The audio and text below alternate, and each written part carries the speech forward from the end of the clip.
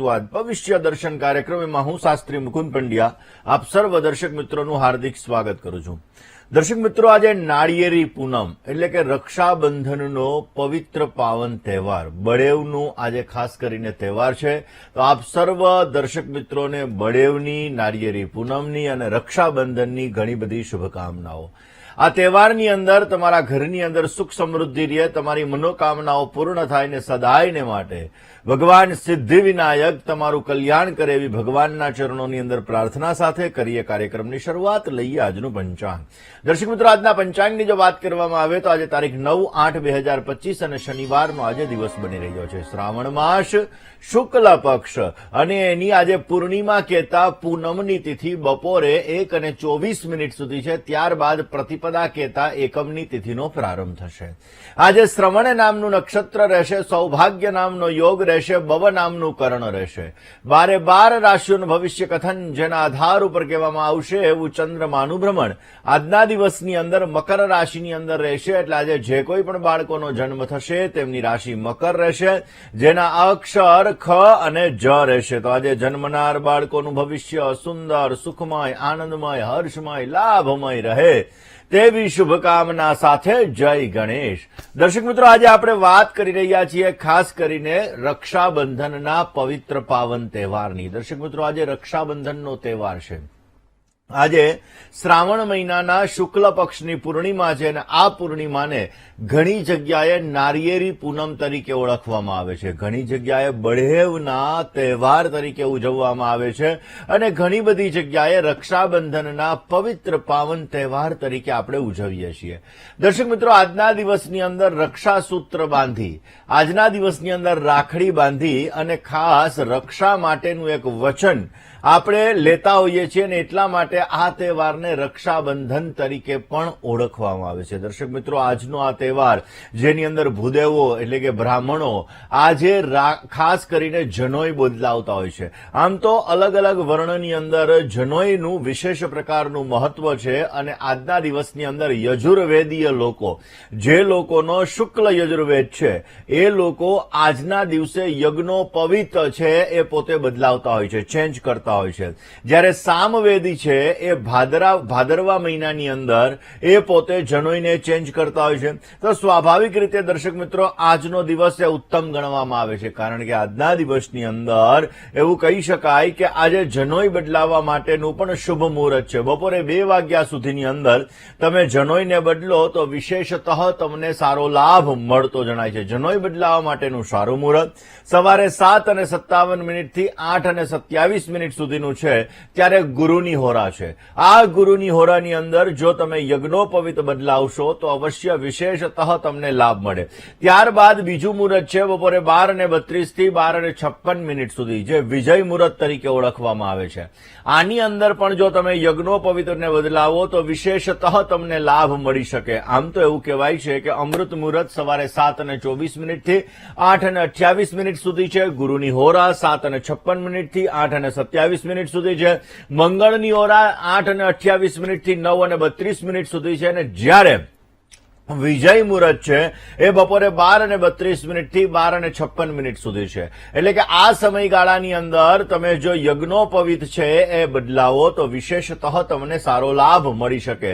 યજ્ઞોપવિત બદલાવવા માટે આમ તો ખરેખર દરેક બ્રાહ્મણોને ખ્યાલ જ હોય કે ભાઈ યજ્ઞોપવિત બદલાવવા માટે યજ્ઞોપવિતની એક સંક્ષિપ્ત વિધિ આવે છે।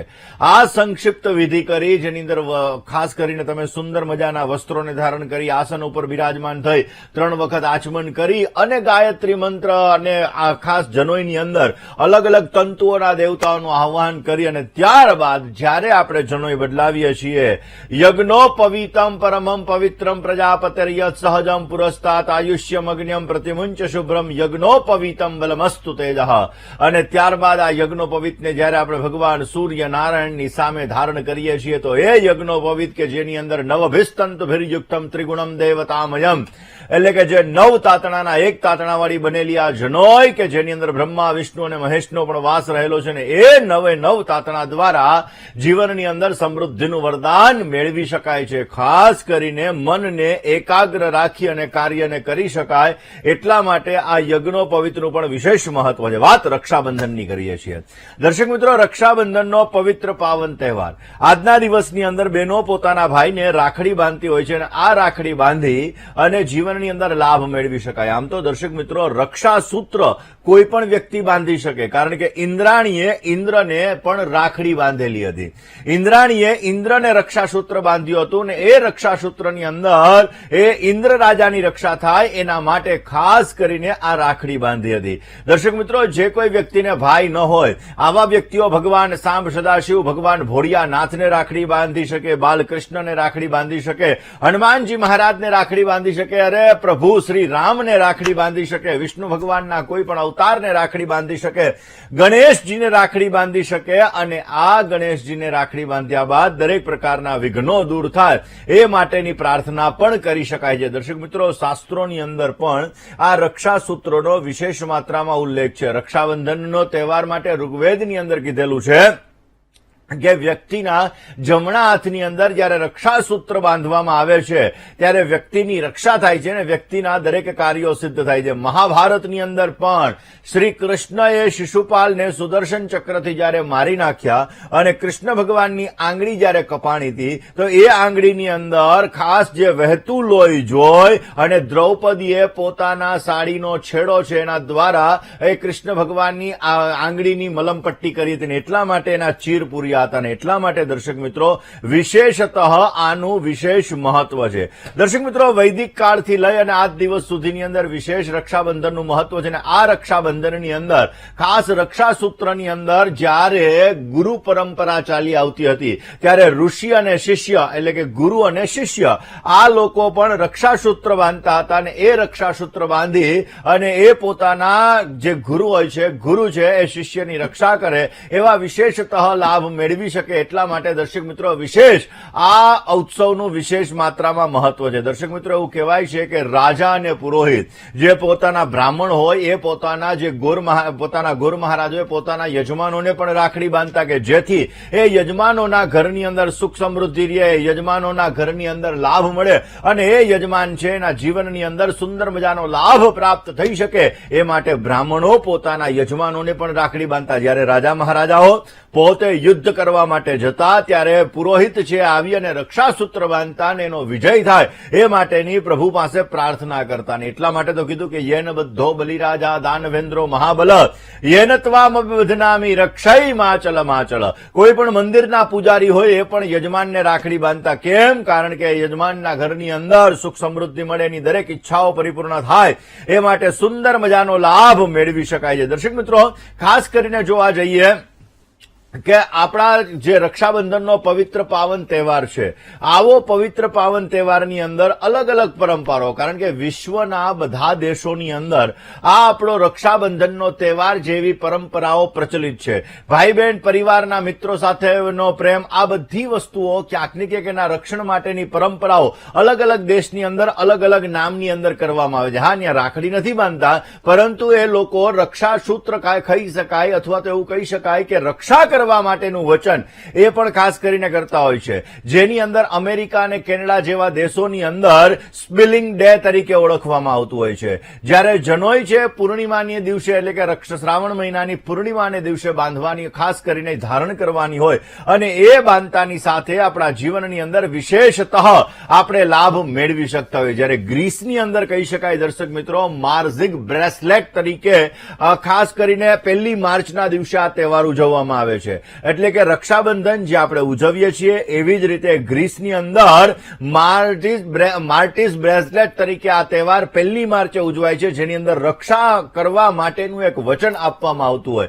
દર્શક મિત્રો, એવું કહેવાય છે કે બલ્ગેરિયાની અંદર બાબા માર્તા ડે તરીકે આ રક્ષાબંધનના તહેવારને આપણે ખાસ કરીને એ લોકો ઉજવતા હોય છે, જે 1 માર્ચે ઉજવતા હોય છે કે જેની અંદર એક રક્ષા કરવા માટેનું વચન આપતા હોય. તો દર્શક મિત્રો, આ રક્ષાબંધનનો પવિત્ર પવિત્ર પાવન તહેવાર વિશ્વની અંદર એવું નથી કહેતા 12 ગાવે બોલી બદલાય. અને એવી રીતે દર્શક મિત્રો જેમ જેમ જેમ જેમ અલગ અલગ દેશની અંદર જઈએ, ભલે અલગ તિથિએ અલગ તારીખે ઉજવવામાં આવે, પરંતુ ક્યાંક ને ક્યાંક રક્ષા કરવા માટેનું વચન આ અલગ અલગ દિવસોની અંદર લેવામાં આવતું હોય છે. ને એટલા માટે તો આપણા શાસ્ત્રોની અંદર કીધું કે આપણા ભારત દેશના લોકો ઉત્સવ પ્રિય ખલુ માનવા, એ મુસીબતની અંદર અવસર ગોતી લે એ આપણા ભારત દેશના લોકો છે. દર્શક મિત્રો એટલા માટે આજે આ રક્ષાબંધનનો પવિત્ર પાવન દિવસ છે. તો આજે કરેલા નાના નાના ઉપાયો તમારા જીવનની અંદર સમૃદ્ધિનું વરદાન આપે છે. આ નાના ઉપાયો તમારા જીવનની અંદર સારો લાભ આપે છે, તમારા કાર્યોને સિદ્ધ કરે છે અને અવશ્ય તમારી મનોકામનાઓ પણ પૂર્ણ કરે છે. દર્શક મિત્રો, આમ તો રક્ષાબંધનના તહેવારની અંદર જયારે આપણે રક્ષાસૂત્રની 3 ગાંઠો મારતા હોઈએ છીએ, તો આ 3 ગાંઠો મારવા સાથે સુરક્ષાનું પ્રતીક ગણવામાં આવે છે અને આસ્થાનો વિષય છે, શ્રદ્ધાનો વિષય છે.